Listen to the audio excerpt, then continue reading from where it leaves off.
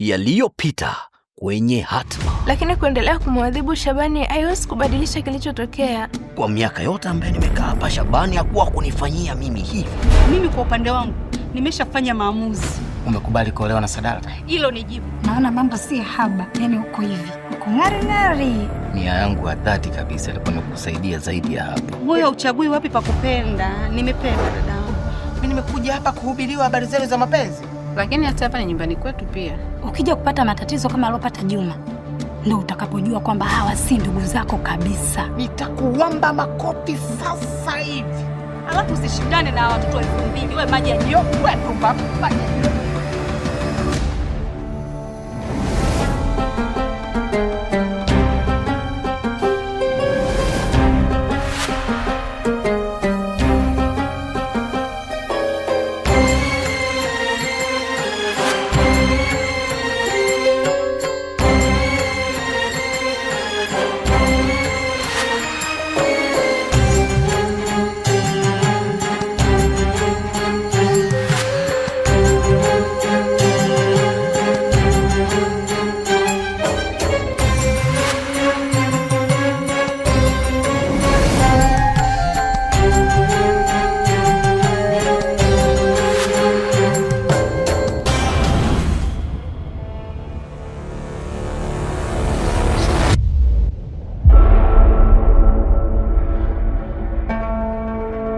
Unajua Hafsa sio mnyonge kama unavyofikiria.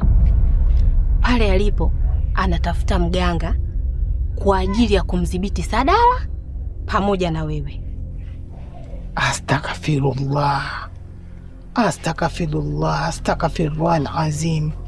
Hafsa anataka kumloga Sadala na mimi.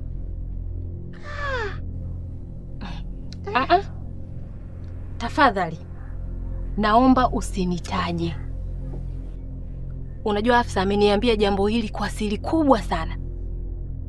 Mimi nimekwambia tu kama kukupa tahadhari ni jambo gani linafuata. Zuena, ukiujua wa mbele, mimi nitaujua wa nyuma. Mfikishie hizo salamu.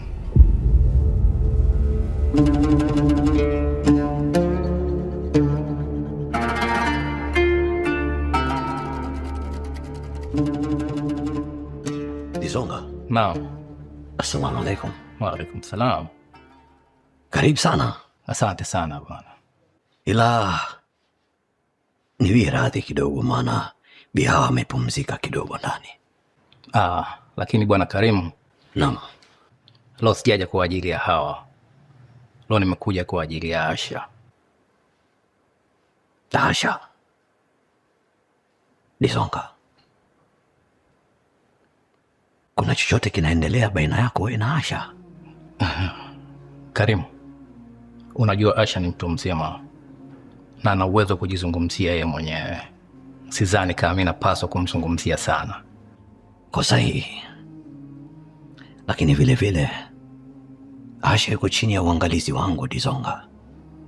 Kwa ni wajibu wangu hasa kujua kila kitu ambacho kinamhusu, hata kama kuna kitu ambacho kinaendelea baina yenu.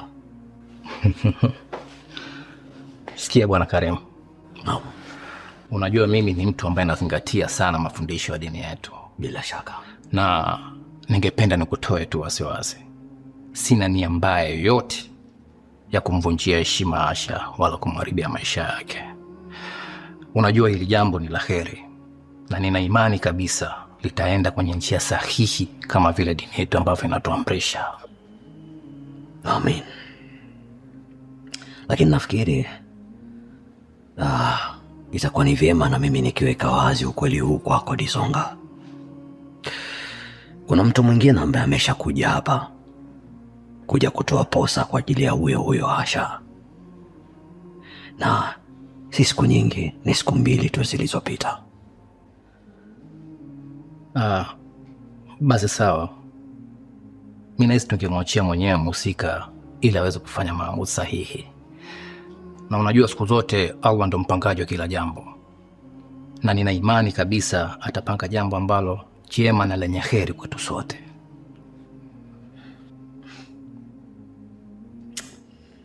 Wachi kunishangaza kwa maneno yako ya busara na hekima sana, Dizonga. Inshallah, tuombe Mwenyezi Mungu atuvushe sisi sote hili kwa heri. Amen. Karibu. Asante. Karibu sana.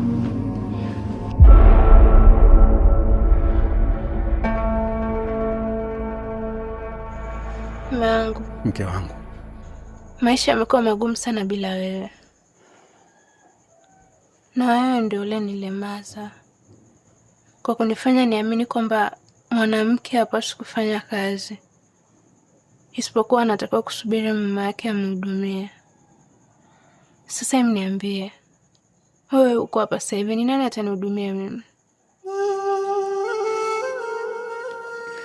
mke wangu, kaka yako yupo, lakini naamini kwa kipindi hichi ambacho mimi sipo uraiani, yeye ndo anayetakiwa kuhudumie. Shabani, kaka yangu? Ndio.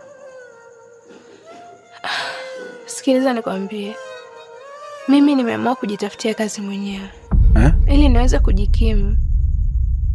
Mume wangu, mimi siwezi kuendelea kutegemea watu wengine wakati naweza kujihudumia. Naweza kujitafutia mwenyewe. Mke wangu, umetafuta kazi? Una maana gani? Au unamaanisha nini? Pia mama yako ameshatoka hospitali na anajua ulichokifanya.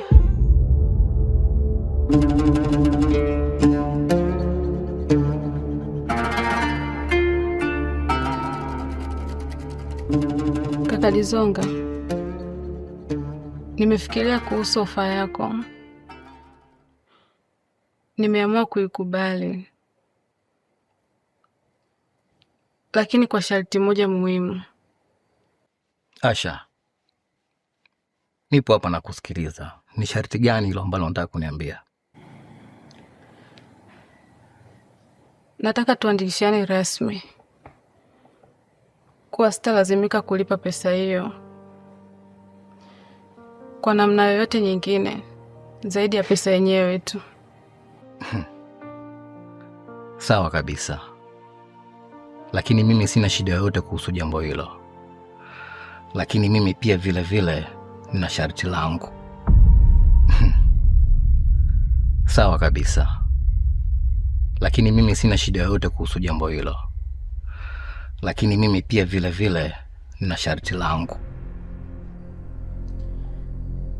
Na mimi nakusikiliza. Asha, unajua kwa mujibu wa dini yetu, utakapokuwa umeshaolewa, sitoweza kufanya biashara yoyote na wewe bila ridhaa ya mume wako.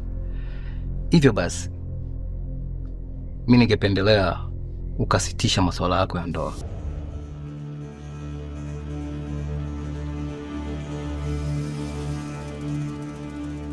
Naelewa,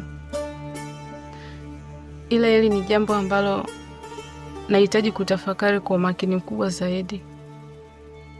Nakubaliana na hilo Asha. Chukua muda wako wa kutosha kutafakari. Lakini kaa ukijua kwamba ukishafanya maamuzi yako yote, mimi nipo tayari na kusubiria.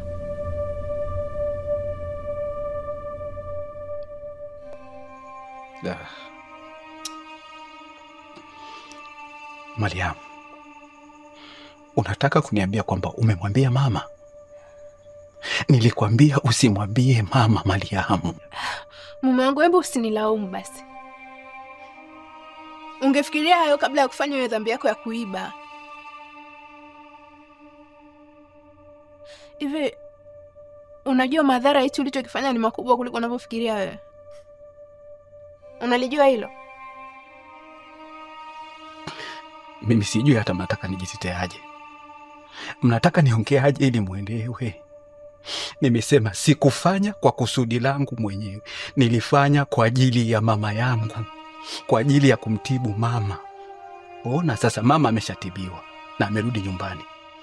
Zisingekuwa hizo pesa, ama si angekufa.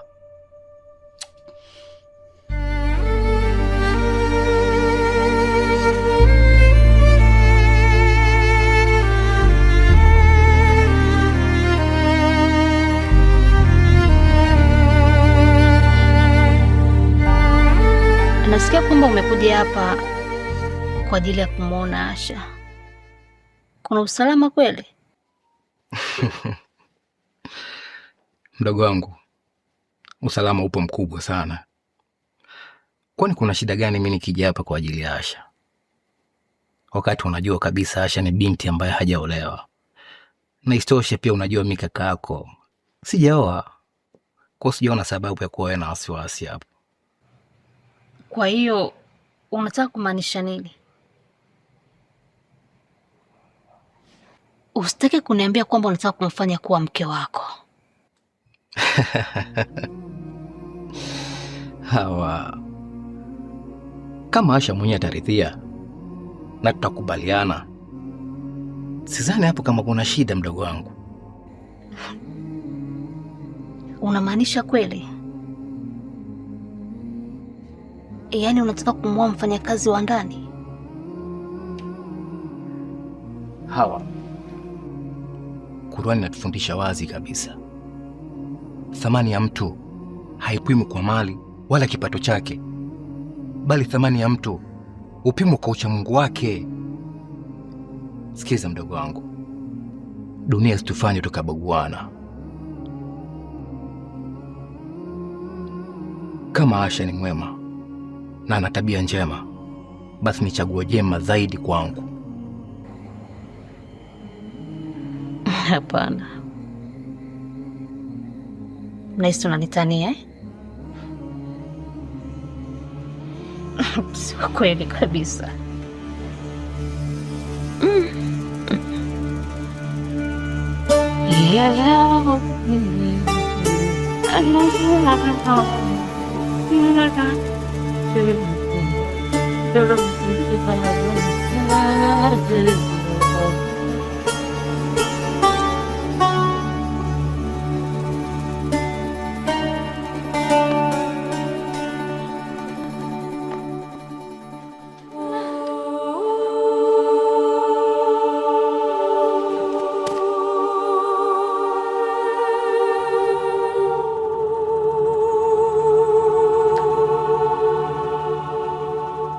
Odi.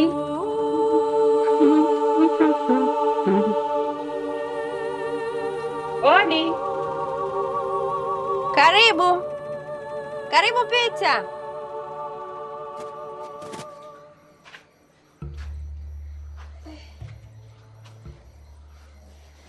Hafsa, karibu. Asalamu alaikum. Walaikum salam. Karibu. Samani kwa kuja kwako bila taarifa, ila naomba tuzungumze kidogo.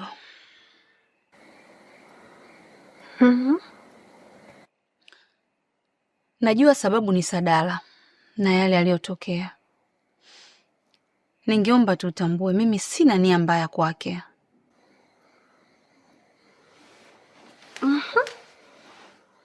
Endelea na kusikiliza. Mimi ni binadamu, sijakamilika. Sikatai na mapungufu yangu pia. Nimeamua kuolewa na Sadala. Nahisi Mungu amenionyesha ninaweza jenga familia iliyo bora na yeye na kuachana na maisha ya mabaya niliyokuwa nikiishi nyuma. Kiukweli, sihitaji chuki wala vita. Naomba sapoti yako kama mwanamke mwenzangu. Kusema kweli, sikujua kama una busara kiasi hicho. Lakini Hafsa, naomba nikwambie kitu. Kama haya mambo unayoyafanya na kuyasema ni maigizo na unafiki ndani yake, basi tambua ya kwamba Mungu atakudhalilisha. Kwa maana ya kwamba njia ya mtu mnafiki ni fupi sana. Mimi naomba uniamini na unielewe tu. Sina nia mbaya na kaka yako. Nampenda sana. Sipo tayari kumpoteza. Sawa. Kwanza naomba uniwie radhi kwa kukuhukumu, lakini naomba nikuahidi kuanzia sasa nitakuwa na wewe bega kwa bega, hatua kwa hatua. Kwa hiyo naomba nikukaribishe kwenye familia. Asante sana Ifya. Yaani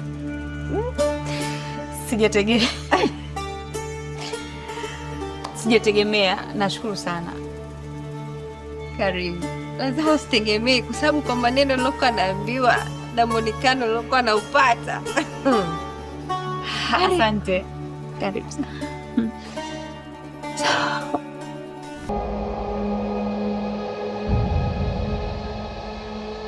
Hawa. Be dada. Nashukuru sana kukufahamu. Mimi pia nashukuru kufahamu dada Salma. Wewe ni mwanamke kama alivyo Zainab. Ninaamini unapenda na unaumia kama mwanamke yoyote yule. Tafadhali Hawa, umefanikiwa kuingia kwenye nyumba ya mdogo wangu tena bila ridhaa yake. Hivyo basi mheshimu kwa nafasi yake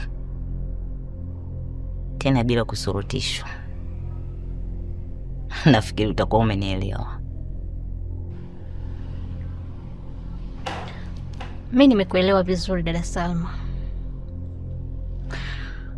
Ila mimi na dada Zainab hatuna tatizo lolote kabisa. Nimekuja hapa tu kwa nia njema na sio vinginevyo. Najua sana Hawa, ila kuna wanawake wanaingia katika ndoa za watu kwa nia ya kuharibu au kuvunja kabisa. Tena hasa kwenye ndoa zile za muda mrefu. Nafikiri utakuwa umenielewa Hawa. Kuwa makini kuliko neno makini linavyoandikwa. Ni kweli kabisa dada Salma. Lakini pia mimi naomba uniamini. Mimi sio mmoja kati ya watu ambao uliwazungumzia hapa. Sina nia hiyo kabisa. Na wala sijawahi kuwa na nia hiyo kamwe. Niko hapa kwa ajili ya upendo tu na heri. Na sio kitu kingine basi.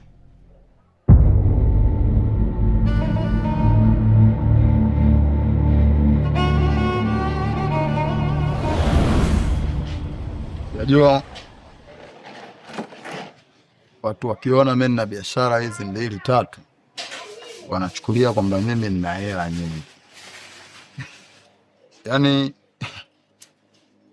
hizi biashara siku hizi mwanangu, biashara hizi hela inakuwa ndogo kwa sababu kila kitu kiko bei ya juu. Yaani kila kitu kina changamoto yake. Hilo kwanza litambue. Shida sasa kwa upande wetu, mafuta bei mbaya, viazi bei mbaya, tu ambavyo tunanunua kwa. Asalamu alaykum. Wa alaykum salam. Wa alaykum salam. Samani Sadala, nakuomba kidogo. Bwana, huyu ndo Hafsa. Ni mdogo mtarajio. Wacha wewe.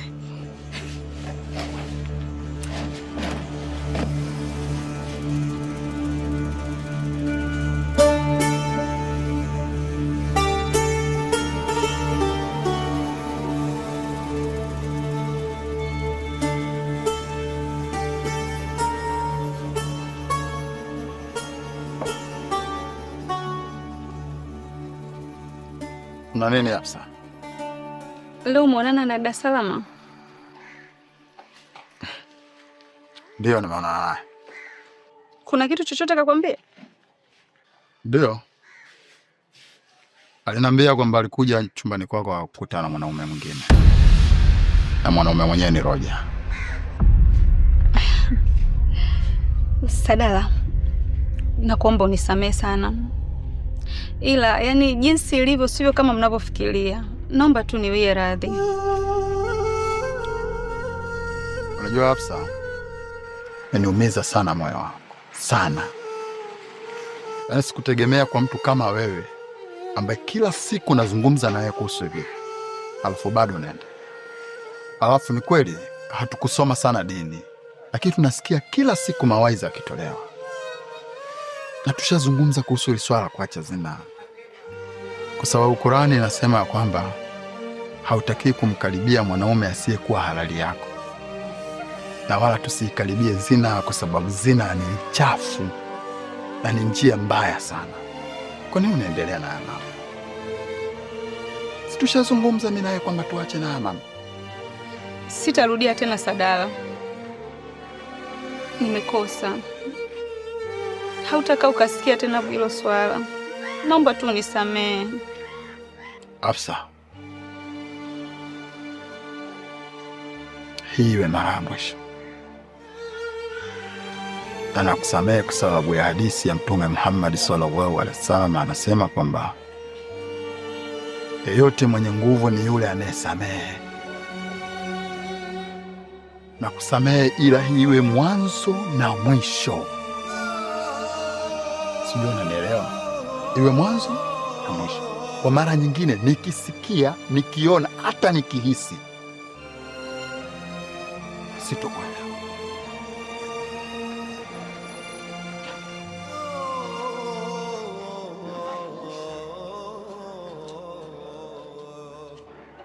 Sawa, asante.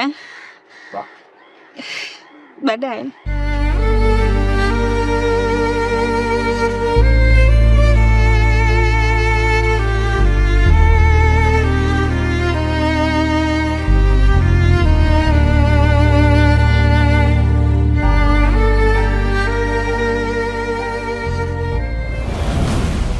Yajayo kwenye Hatma. Naomba tusimamishe kwanza taratibu za ndoa. Kuna kitu kinanitia shaka kichwani. Hii nyumba tunaishi kwa kutegemea misingi ya dini. Mtu akikosea awajibike kwa makosa yake. Mimi niko tayari muda wowote ule. Hafsa anaenda kuwa mke wangu. Mimi ndo wa kwanza kuanzisha mahusiano na Hafsa. Mimi maswala zilipendwa sidili nayo. Lakini huoni kama utakuwa umeumiza hisia za yule jamaa ambaye alikuwa anataka kukustiri? Wewe si ndio umeniambia nifanye hivyo? Lakini hivi si unaniamini? Na kuamini kitu gani? Mimi mnafiki kwangu hana nafasi. Mimi naishi vipi na huyu ambaye mchana kutwa mzima anahangaika kwa waganga ili mimi niachike kwa mume wangu? Hongera sana Aisha.